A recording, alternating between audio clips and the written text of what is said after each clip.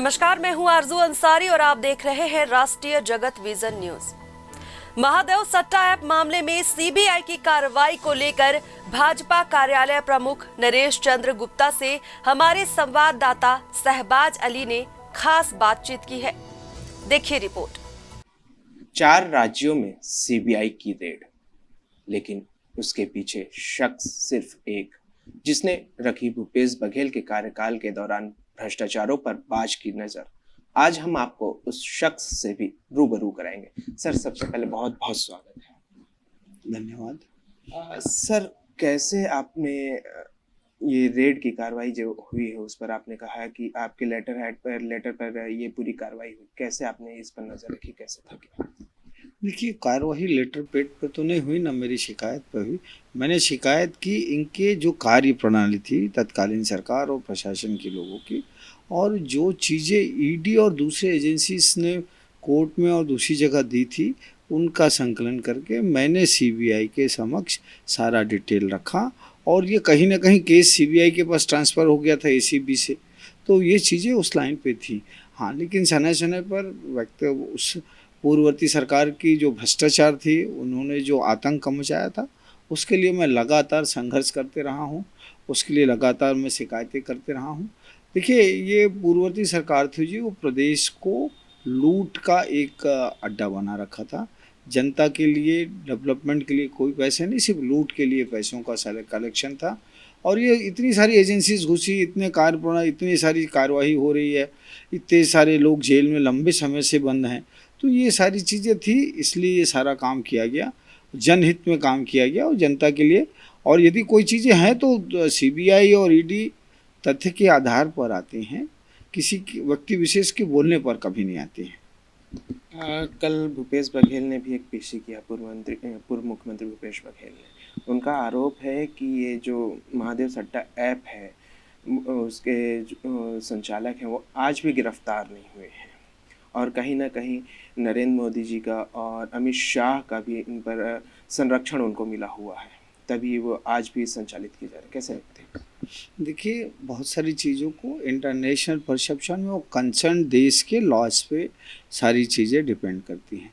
आपने उनको यहाँ से भगा दिया, यहाँ से उनको संचालित करने दिया, वहाँ पे आप बोलते थे मैं प्रधानमंत्री से अनुरोध करता हूँ कि वो इस पर कार्रवाई करें, और यहाँ से आपने केस सीबीआई को ट्रांसफ़र नहीं करने देते थे, सीबीआई को कार्रवाई नहीं करने देते थे, और आज आरोप लगा रहे हैं कि ये राजनीतिक स्टैंड है। कांग्रेस पार्टी के भूपेश बघेल जी पंजाब के प्रभारी बन गए हैं, इसलिए सारे राजनीतिक स्टैंड है। भूपेश बघेल जी उस समय क्यों बोलते थे कि ये कार्रवाई करना चाहिए केंद्र सरकार को, और इतनी एफआईआर क्यों हुई थी आपके समय में भी? एफआईआर करके लीपापोती करके आप काम करते थे, आज वो अंजाम में पहुंच रहा है। अच्छा, ये कोई आज की स्थिति नहीं है, ये तो ईडी में सारी चीज़ें हैं ना, ये सारी चीज़ें वहाँ से ईडी और एसीबी के पास थी, वो सारी चीज़ें बाहर आई हैं। भूपेश बघेल जी का ये भी कहना है कि 70 से ज़्यादा एफआईआर, 60-70 से ज़्यादा एफआईआर जो हुई है उनके कार्यकाल के दौरान हुई है, और अभी प्रधानमंत्री नरेंद्र मोदी का दौरा छत्तीसगढ़ में होने का है, तो उनके भाषण को तैयार करने के लिए ये पूरी कार्रवाई की जा रही है। पहले कांग्रेस पार्टी भूपेश बघेल ये तय कर लें कि कांग्रेस के चुनाव में भूपेश को घेराबंदी करने के लिए था यह कार्य, या फिर प्रधानमंत्री की स्क्रिप्ट राइटिंग के लिए था। ये क्या, हर आदमी अपने एंगल से बात करता है। तथ्य में बात कर लें, वास्तविकता पे बात कर लें। मैं एकदम क्लियर बात करता हूँ, राजनीति अपनी जगह है, तथ्य अपनी जगह है। जो फैक्चुअल स्टेटस है, जो इनकी कार्यप्रणाली थी, जो ये घटनाक्रम है, उस पर बात करना चाहिए, ना कि राजनीतिक बयानबाजी करके जनता को दिग्भ्रमित करने का प्रयास करें। आप तथ्य में बात करो ना, इशू था कि नहीं था। आप इस तथ्य में बात करें कि देवेंद्र यादव का घर इतनी देर बाद क्यों खोला गया, एजेंसी को इंटरप्ट क्यों किया गया। अब ये सारे तथ्यों पे बात करिए।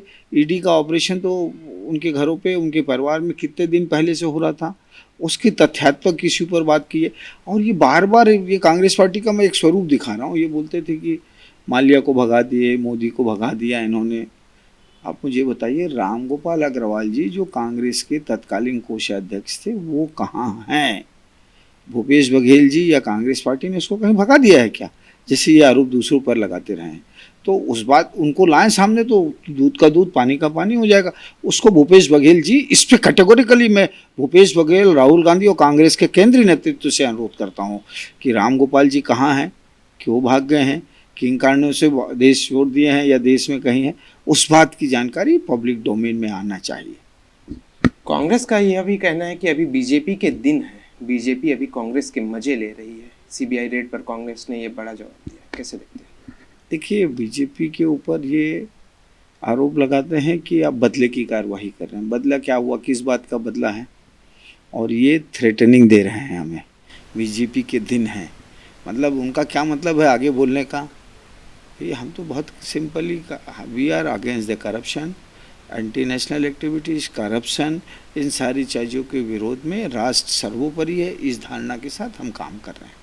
नरेश चंद्र गुप्ता का साफ तौर पर यह कहना है कि सीबीआई के पास सारे एविडेंस, सारे सबूत हैं, सारे तथ्य हैं, जिसके आधार पर आज वे कार्रवाई कर रही है। कांग्रेस उसे राजनीतिक चश्मा देने का रूप न करे।